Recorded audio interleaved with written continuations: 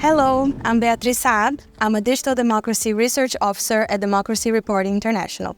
I'm here today with Luísa Franco Machado, a Brazilian activist for digital rights and data justice for all. Luísa is a United Nations Young Leader for Sustainable Development Goals and a data economy and AI ethics advisor at GIZ. Thank you for being here with us today, Luísa. Thank you so much for the invitation. So, Luísa, to start, how did you become interested in this field, and why is it important to consider digital policies in the context of democracies? Actually, I became interested in this field in the elections where Bolsonaro was elected because it was the first election in Brazil where digital technologies were massively used for campaigning. So I actually did some research with Sciences Po in Paris on what type of tools the Bolsonaro campaign was using to reach more people and to spread misinformation, disinformation, and build a successful campaign using different social media tools. And that's when my eyes opened to this wide range of technologies that can then have a real impact in people's lives. And how do you see the intersection between gender and race with digital activism shaping the discourse around digital policies in Brazil? Could you provide some examples? Definitely. I actually think that the biggest work that is being done right now on gender and race and digital policies are being done by CSOs in Brazil. So there are a couple organizations I can cite, for example. One of my favorite organizations is Coding Rights, and they're doing an amazing job not only in Brazil but also advocating internationally for more digital rights, and other organizations are being massively united, and they are working in coalition to influence government policies. And it has a real effect, a real impact in the policies, because then governments and local organizations end up taking into account some things that are discussed in the Congress or in just, public hearings. And I think that in the end, everyone benefits from that because it brings a different perspective from what we usually see out there.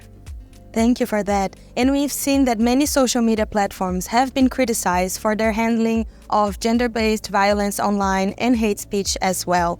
How can a queer feminist perspective inform the government and platforms in their strategies and what they are doing in the Brazilian context? I think the first step is to include more queer people in decision-making spaces. I say this a lot because even though we think that these bureaucratic, systems like data collection or, like passing a law are not really connected necessarily to gender or race, but actually they are very much intertwined. So I think that the first step to generate change is to have more queer people, more declared feminist people, making some decisions that are then going to impact everyone.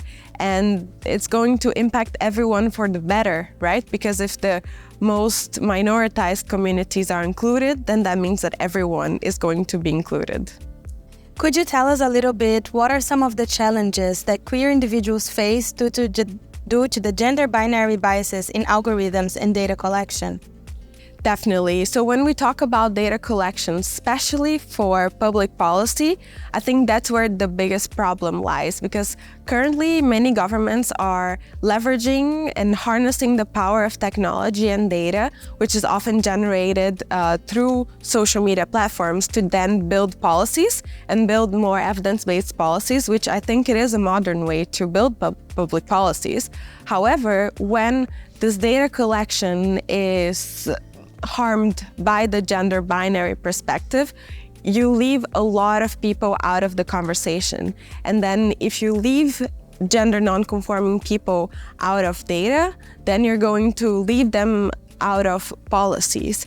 And then how are you going to address their problems if you don't even know what their problems are? So I think that taking this into consideration when collecting data, but also when refining different AI systems. For example, today I see that a lot of gender non-conforming people struggle with shadow ban on social media. So just the fact of speaking about their issues and advocating for change means that they're going to be silenced by social media platforms. So I think that this is something that a lot of people is not aware of unless you are someone who's affected by that, which I have been already in the past. So I think that, combining these different perspectives is really important to actually use technology for good, which is something that we always talk about, right? Sure, thank you. And how can digital rights activists, but also other civil society organizations, address these challenges effectively? What are some initiatives or some actions that we should take into consideration to fight the challenges that you just described? I think that the first step, I know this sounds cliche, but it's really raising awareness. I say it sounds cliche because it seems so obvious, but it's actually not being done yet. When you see the number of organizations that actually even have queer or gender non-conforming people in their staff, it's a very low number, and that is the same thing for governments, right, and companies. And if you don't have people that go through these challenges and issues in your staff, you're not going to be aware of that. So, for example, when I talk about gender equality and using technology for gender equality, something that I always criticize is how the projects that seemingly promote gender equality using technology and data actually only promote equality for women, which is obviously it's great, but it's still leaving an important part of the population outside of the conversation, which is queer people and people who don't identify with the gender binary, right? So we really cannot leave these people out of the conversation, so we need to change our methods to that. Thank you. We talked a little bit about the side of digital rights activists and also the CSOs. Going now looking at the government and tech companies, for example, what recommendations do you have for the Brazilian government and for the tech companies to create more inclusive and equitable AI technologies and policies that respect diverse gender identities and expressions? Well, I think that it's really important to have a multi-stakeholder decision-making space, which is something that I recognize the Brazilian government has been trying to do. But at the same time, we currently face, the LGBTQ community faces a lot of backlash nowadays, even when it comes to legislation. So, for example, we see a lot of extreme right deputies trying to forbid LGBT marriage, which is something that has been recognized in Brazil more than 10 years ago, and they're trying to revoke this right?